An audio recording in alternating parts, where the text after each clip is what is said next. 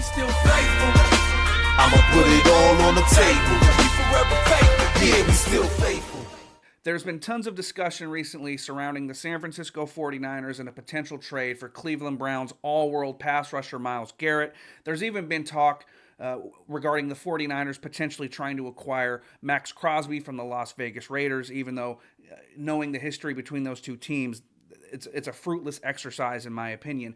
However, as of Saturday morning, another name has been thrown into the hat as the 49ers and the rest of the NFL quickly approach free agency in early March, as Joey Bosa of the Los Angeles Chargers could potentially be a salary cap casualty by the club heading into free agency this year. Joey Bosa, heading into 2025, is owed a $36 million salary. However, if the Chargers are to cut him prior to June 1st, the Los Angeles Chargers would save nearly $25.3 million against their salary cap. And this is all according to a tweet from NFL Rumors on Twitter. Take a look at the tweet here. And the tweet reads, Los Angeles Chargers Joey Bosa could be a salary cap casualty, saving the team $25.3 million in cap space. The 49ers are expected to be a strong match in free agency with former coach Gus Bradley and brother Nick Bosa.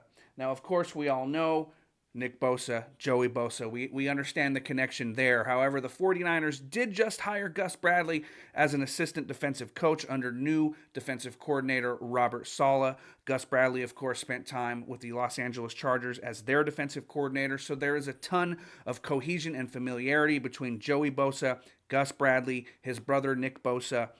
And so, of course, the 49ers would naturally be a great fit for Joey Bosa if he were to hit the free agent market. And of course, dating back to last season, the 49ers were heavily rumored to be in pursuit of Nick Bosa's brother prior to Joey Bosa restructuring his contract and remaining with the Chargers last year.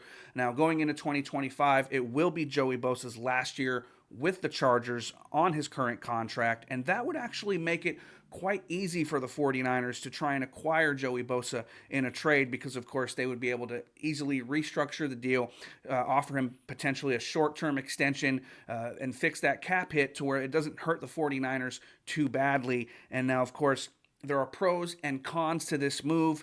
Joey Bosa is a guy who in 2024 played 14 games, racked up 5 sacks and 2 forced fumbles. He has been a productive player. However, he's been a player that is often injured. He has not played double-digit games in a season since 2021. An often injured player, a guy who commands a high salary.